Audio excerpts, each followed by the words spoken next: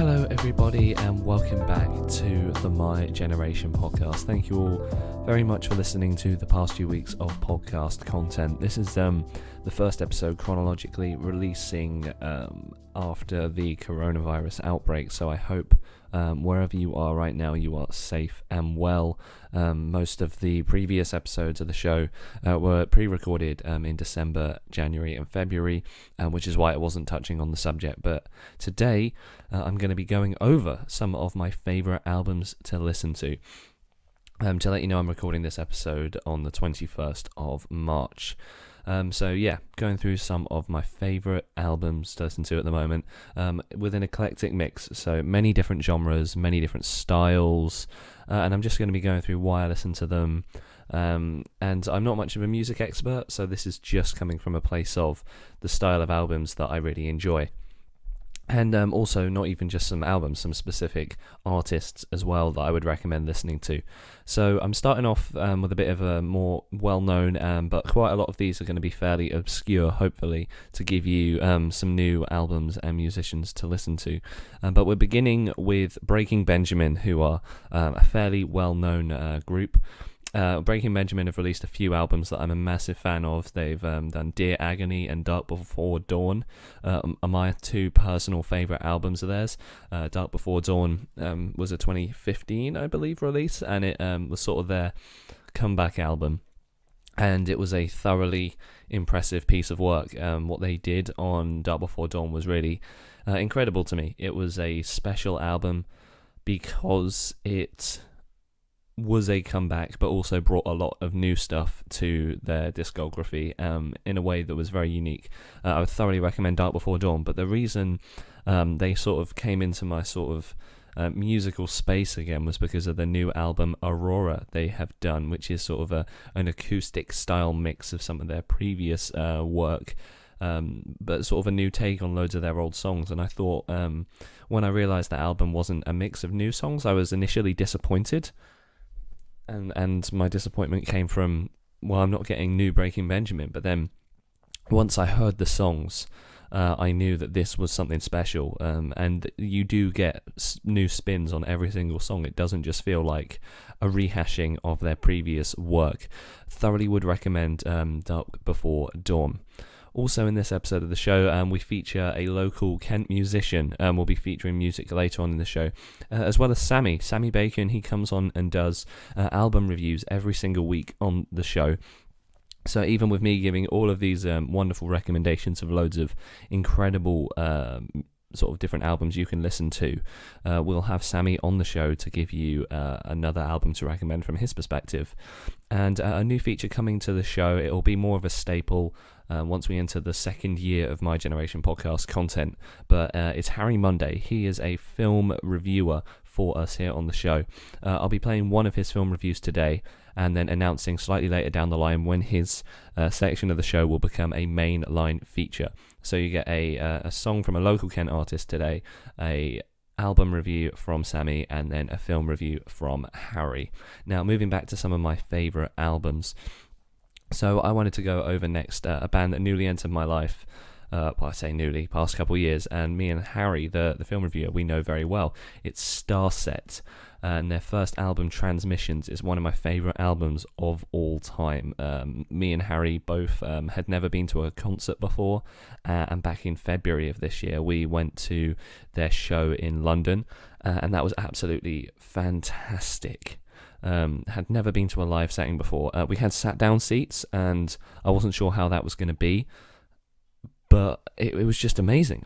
I thoroughly enjoyed it. I'm going to do, once all this passes, and with social distancing and isolation has passed, I hope to try and see more live music in the future, because the work people are doing is just absolutely incredible. And the way that Starset weaved like storyline and narrative into their performance, but also made it something very experiential. It wasn't just you sitting down and listening to music. There was effects, movement, costume design. There was so much more, and it felt like there was another level when seeing them live. But yeah, Transmissions was their first album.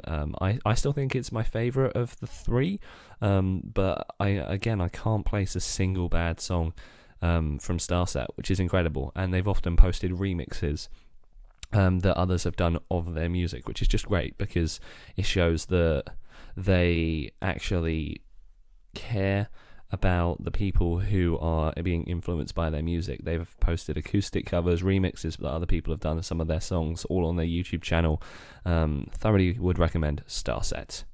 Now moving on to because Starset was a very sort of aggressive, futuristic rock kind of band, now going to a slower, more upbeat artist. It's Tommy Newport with the album Just to Be Ironic. The reason I love this album, and I don't really know too much by Tommy Newport, but this is the first album I got into really. It's just such a positive, fun sounding album. It's just very upbeat. I mean, a lot of albums I get sort of enticed into listening to on YouTube tend to be album cover arts. And I saw this and it was very interesting, and I knew I just had to go and listen to it. It's a fairly short album, but every track in there is just really good fun. Very nice, chill, upbeat songs. So if that's what you're into and what you need at the minute, then that is a perfect band to be listening to. Now, the first and only, indeed, album that I have on vinyl. I'm definitely going to be picking up more vinyl as I go, but the only one I've got on vinyl at the moment is Sandy Alex G's album House of Sugar. I quite like this album. Every single song in it's really unique. I really struggle to pinpoint what the style is of Alex G, but all his songs have a really homemade feel to them. He never puts any of his music through like big production. It's all very, grassroots, very grounded. It's lots of layered sounds as well. He layers his vocals. The vocals are very muted, and you could see that as a negative, but I personally think that it takes you on quite an experience. And listening back to the album many times, it's one of those albums I can't stay away from, even though it's a very unique experience. So I'd recommend checking out this album, but it's certainly something very different. Alex G, funnily, has quite a lot of unreleased music as well, so it's worth checking out on YouTube, looking for some of his unreleased work, because I think that's really fascinating that he's put out so much content and not all of it's been officially released. So there's lots of unreleased Alex G compilations. Some of which aren't real albums, but like they are like 40 minutes long worth of really cool songs that he just never released. So I would thoroughly recommend checking those out. Sandy Alex G. Next, moving back to sort of it's kind of a post-rock band. It's Death Cab for Cutie and their album Transatlanticism. Again, it's not quite as a brutal, aggressive kind of rock, but it's sort of a very calm, contemplative rock sound. And the next album afterwards is also sort of in that same sort of ballpark. But what I really love about this is, again, it's just very catchy music, but still sort of just allows you to ponder and think. It's relaxing rock to listen to. I do quite a lot of writing, and I find I struggle to listen to rock when I write, but this album, Transatlanticism, I can listen to it all day.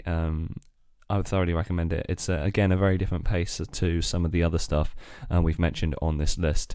Next, I'm moving into a film soundtrack, but this is because the band are really good and they've released some other stuff away from the sort of cinema sphere that's also really good. But if you know Arcade Fire, they did the soundtrack for the movie Her, which was a 2013 release by Spike Jonze. I've mentioned it a few times on the show before.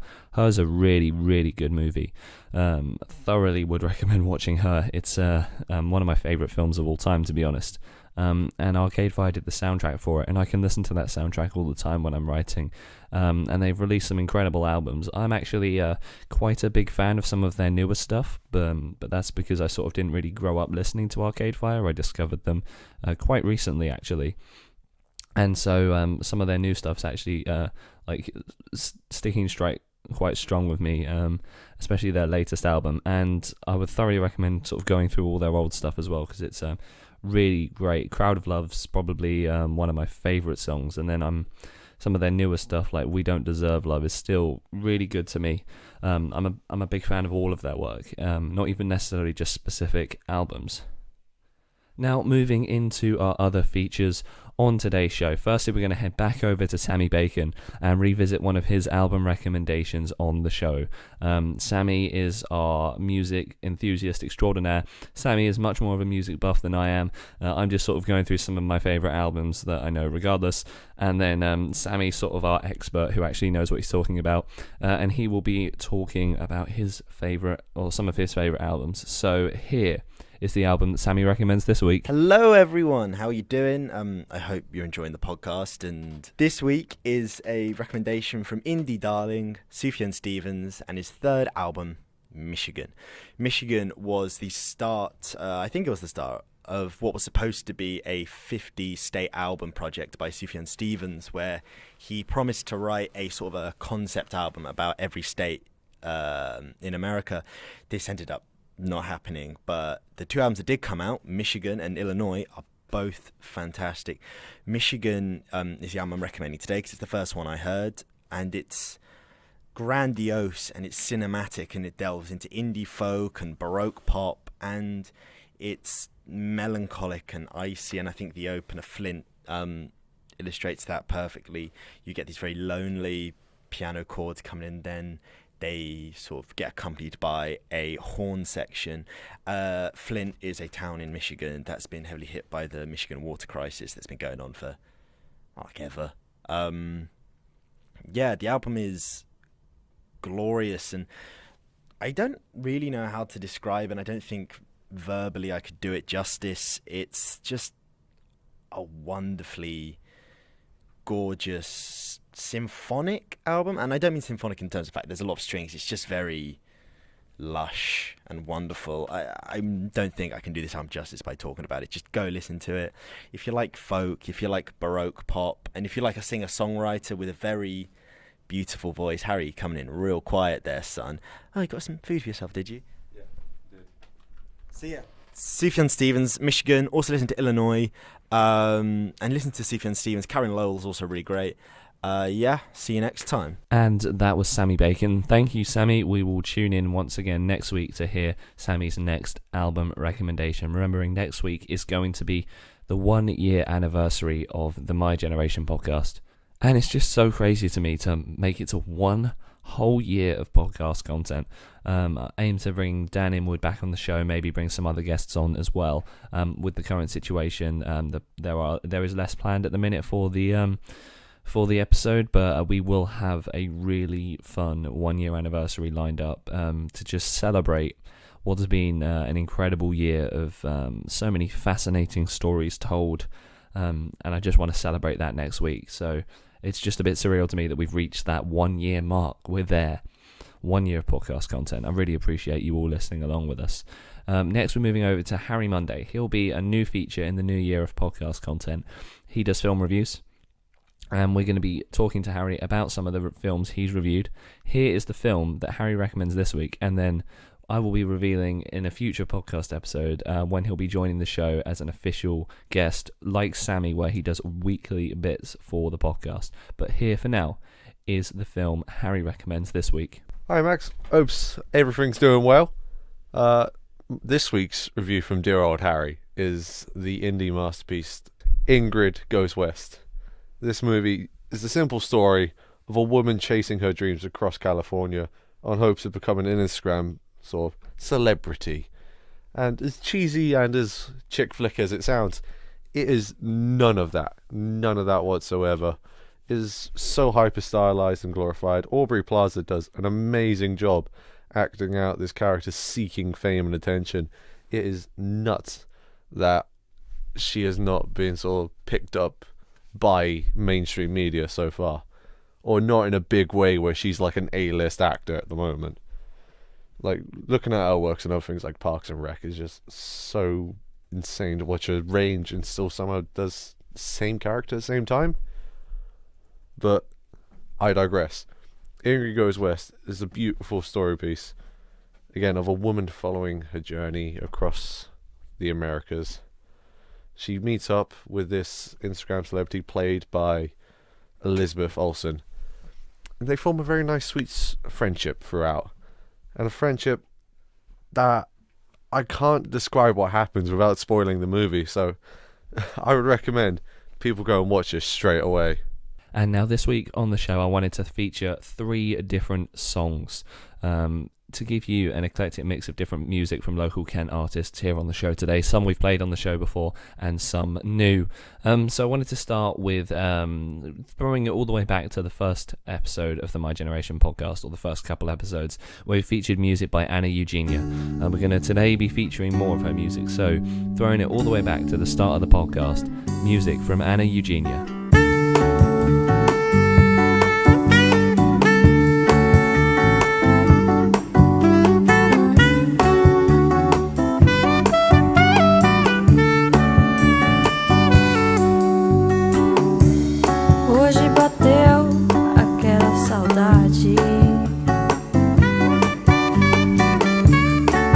Saudade que tenho de ti, só de ti. Quero colar no teu calor, matar a saudade que só me traz dor. Saudade, saudade do meu amor. Saudade, saudade do teu amor.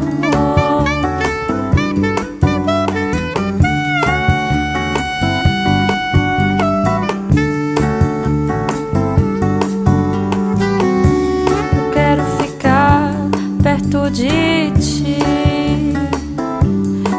ti, perto de ti.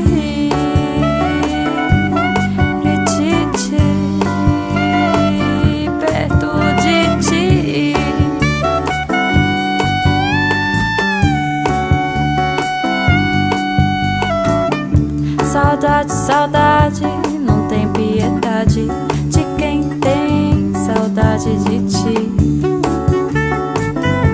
Saudade de ti. Saudade de ti.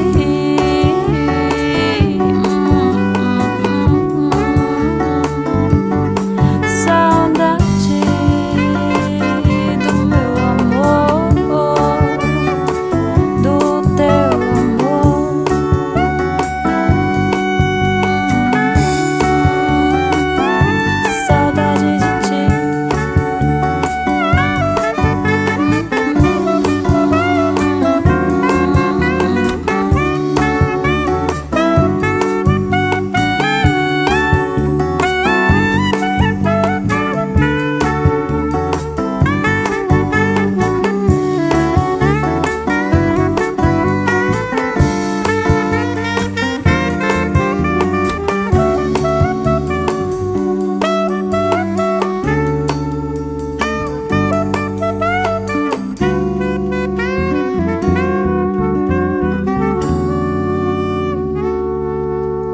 Thank you for that, Anna. And we're going to be playing songs by Wake Up Leo and Off Topic later in the show. Off Topic are a band who will be featuring on the My Generation podcast as soon as we possibly can. They're a really, really great local Kent artist, as well as Wake Up Leo. Wake Up Leo we had on the 19th episode of the show. Really great chat about their musical work, and Off Topic coming up in the future. So we'll be playing both of their songs slightly later down the line of this podcast episode. Now heading back to some of my album recommendations. So I wanted to next keep in line with post-rock. We're going to Hubris and their album, which is very interestingly titled Apocryphal Gravity. I've definitely butchered the pronunciation of this album. Again, it's a post-rock album, but it sort of falls in the same line as Transatlanticism. It has that ability to just feels like it's transporting you into another space and time and dimension. It's music that it makes you feel full and just away from life itself. It transports you somewhere else, and that's what I love so much about this album. But yeah, it's not quite a euphoric album. It is rock, and it's embedded in rock, but it still does that. And post-rock is a genre that I've really only just sort of become familiar with in the past few months, and I'm thoroughly enjoying basically everything so far. It's certainly something I had not expected to enjoy, but it's led to the discovery of loads of albums. So that is Hubris. I would thoroughly recommend checking them out. I'd love to know some album recommendations from you as well. If you leave them in the comments, or maybe if you've listened to any of the ones I've mentioned in today's episode, or Sammy Bacon, his album reviews, please do let me know what you think of some of the songs he recommends.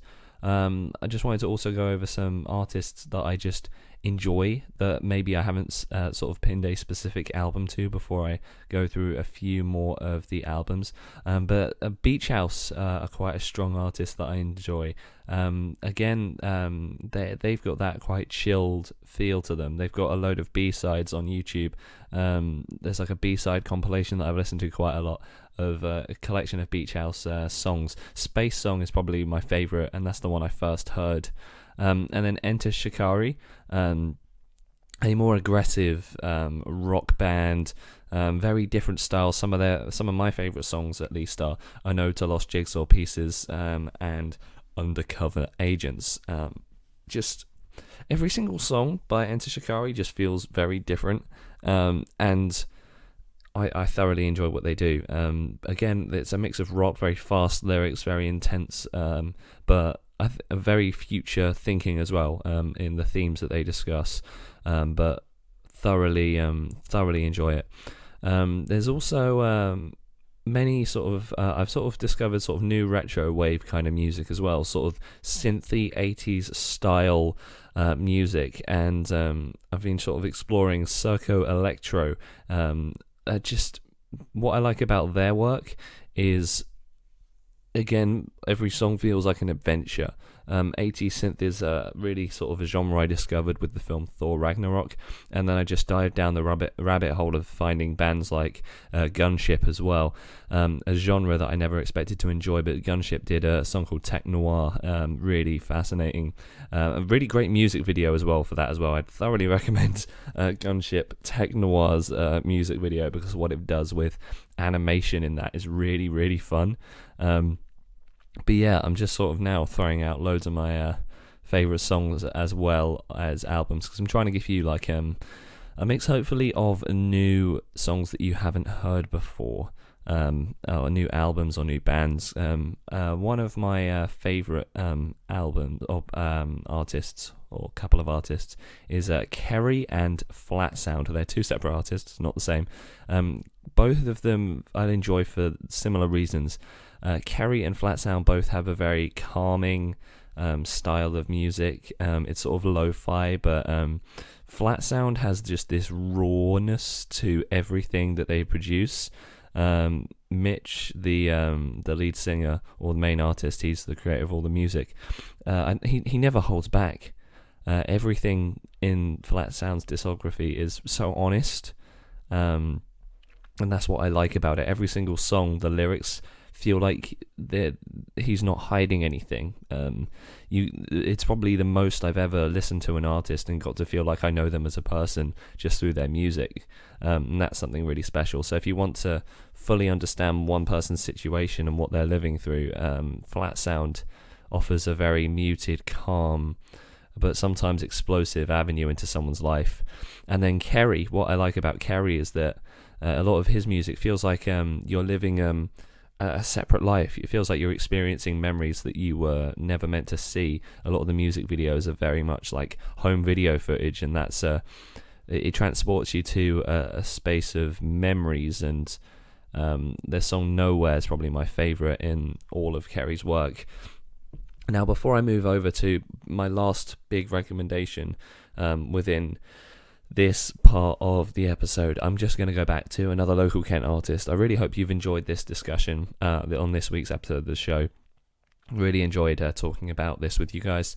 We're going to be going to Off Topic a little bit later on in the show to show you and tease one of their songs before we feature them on the show a few weeks down the line. But we're going to go back to Wake Up Leo and play their song Friends.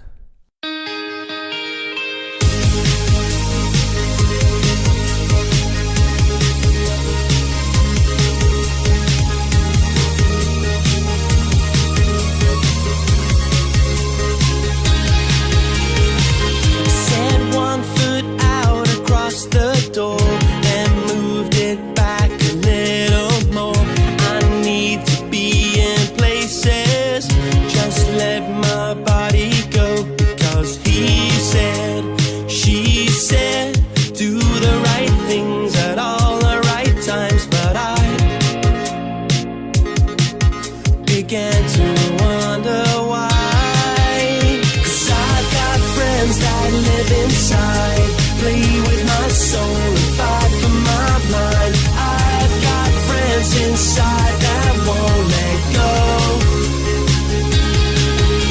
'cause I've got friends that live inside, play with my soul and fight for my mind. I've got friends inside that won't let go. So many stories I could tell, shut down, trapped, locked up in a cell.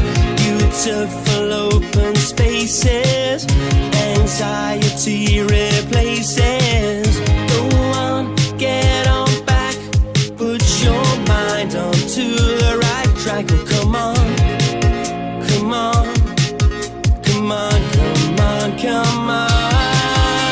'Cause I've got friends that live inside, play with my soul and fight for my mind. I've got friends inside that won't let go, 'cause I've got friends that live inside, play with my soul and fight for my mind. I've got friends inside that won't let go.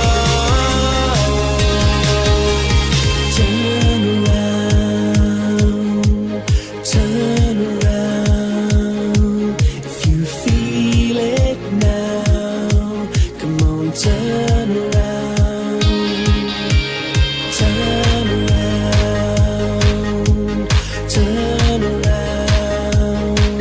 If you feel it now, come on, turn around.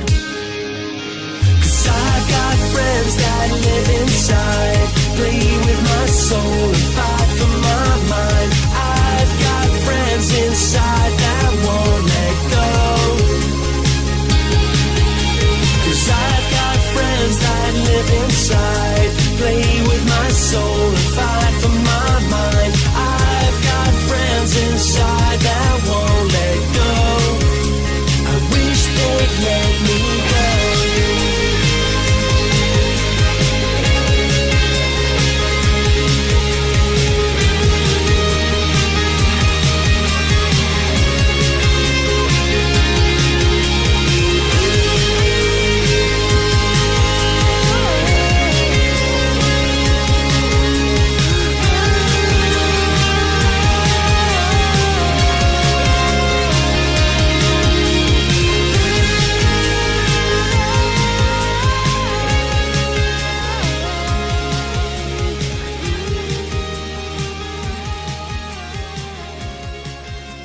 And that was Wake Up Leo with friends here on the My Generation podcast.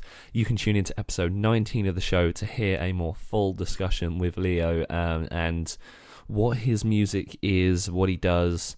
Please go and check that out. He's a very talented man. Now, moving back to my final major album recommendation as we bring this week's episode of the show to a close. I wanted to talk about the band How to Disappear Completely. The reason I wanted to talk about them is their style of music is something that I haven't really seen before anywhere else. So the album I was first introduced to them through was called Seraphim. Thoroughly enjoyed this album, and it's allowed me to discover all of the other work that they've done. They've done many albums. They are a Scandinavian-based band, and the theme is, a lot of people have described it as like sleep music, where it's a focus on really calming sounds. And I'm going to be discussing a few weeks down the line on the podcast that I have tinnitus, and I'm going to be talking about my life living with that in more detail. So stay tuned for episode 59 of the podcast, where I'll go through more detail on that. But so Seraphim, what makes them so special to me is the fact that they have such calming sounds. It's a really great album for someone like me to listen to and get transported again. It's like what I said about Hubris. It transports you to another dimension, really, and gives you a sort of euphoric sense of fullness. All the sounds are so otherworldly. I don't know how they create their music. It's I think they try and use really old school techniques, minimal instruments, I've read, and just the sounds they generate. It's every album sort of blurs into one, but in a good way, because it feels like there's never an end to one song and the next song begins. It feels like you're just constantly going through one experience, and you could kind of listen to basically everything in their discography in just one listen, and you would have such a really great time. It's a great album to listen to help relax, to listen to when you're trying to think or write or gain clarity. I don't know, there's just something about listening to it. I have noise cancelling headphones, and when I put it on, it feels like you're somewhere else. So How to Disappear Completely is probably the biggest album recommendation I'm going to do in this episode. And then, yeah, stay tuned for episode 59, where I'll be talking about my experiences with tinnitus. So, before I bring in off topic and round off this week's episode of the show, I want to announce as well, I've said it a few times on the show before, I think, but we're moving to a bi-weekly show very soon. We're going to be doing, on every Thursday, we'll be doing a guest music and film reviews, but then on a Sunday, it'll just be me and you talking, kind of like today, but we've done sort of a mix today where we've got music and me, but Sundays will just be me doing a story, either a film review, an anecdote, or just a life story or something. So let me know if you've got any ideas for things you want me to discuss on those episodes.